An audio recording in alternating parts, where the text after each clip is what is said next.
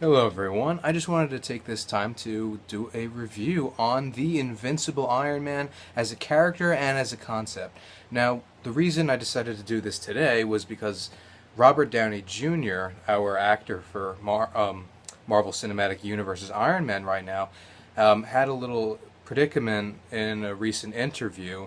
Now, it touched upon details in his personal life that should have really just remained quiet. It was his personal business, wasn't the concern of the whole world. My best wishes and prayers go out to Robert Downey Jr., who I'm sure is beloved by millions of fans and has inspired a lot of people. So I think I just want the best for him. Now, understanding the character of Iron Man is really a journey back into the 70s in the United States. Now, this is solely an American perspective. I can't say what the whole world was like back then. There was a great deal of industrialization. This has to do with the Cold War, the Star Wars, the space program, all these motivations to build up this arms race. Now, what does a society embedded with technology, with weapons, how does a society respond to that? Well, let's look at music, something that I think most of us can connect with very well. A band like Black Sabbath, with their hit single Iron Man, which I'm sure ties into the character because they played it at the end of the first Iron Man movie in the MCU. It really represents the machinations of a society enveloped in war, developing technology that is needed to advance the individual. This is very different from the 60s image of community, experiments with Marxism.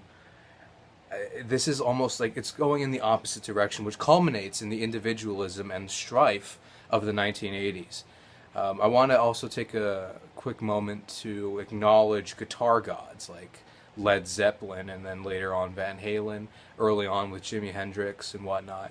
These artists were so popular because it represents individual talent, man-made, self-made success. And that's exactly who Iron Man is. He's a billionaire by invention, by ingenuity. This ties into America's image of how one earns success. Now, there used to be institutions where people can go to work in apprenticeships. It was pretty vocational. You can get a job right out of what wasn't even needed. You didn't even need a college education, although it would put you ahead of the competition. The world has become much more competitive since then, exponentially more so in the past 10 years, because of increased technology and literacy in the very fields of advancement. Iron Man has thus been incredibly popular because he still represents that image of individualism and technological prowess. So,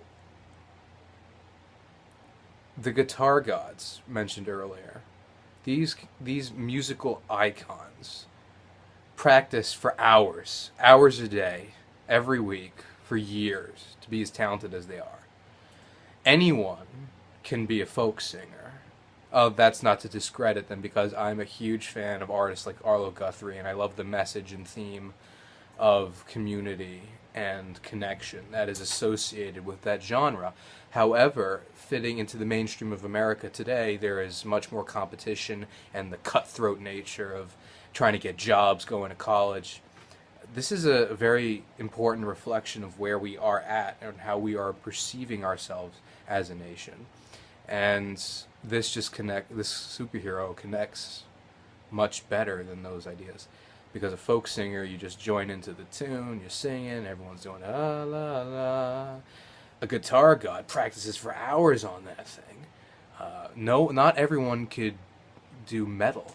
Not everyone could be an artist like, Dragon Force, Through the Fire, the Flames, that last level in Guitar Hero. It's even called Guitar Hero because being an individual requires a level of introspection that usually results in an adventure into mythology as a form of escapism from the harsh nature of reality. And it is in that sense that we are alone that we resort to our skills to better ourselves and to give ourselves some sense of success. So I hope you connected to some of those ideas. If you are a fan of Iron Man, maybe I'd recommend you evaluate what particular qualities of the character that you connect with. And if you very much dislike the character, think about what qualities about yourself that don't exactly match with what the character is representing. This is a young channel. I'm here to answer questions and ponder those philosophical questions from Anglo-American pop fiction. If you have any suggestions for a future video, please mention it in the comments and I'll see if I can get to it. Anyway, please like and subscribe, and I will be happy to make more videos in the future analyzing topics like I have in this context. And my advice is always, stay positive.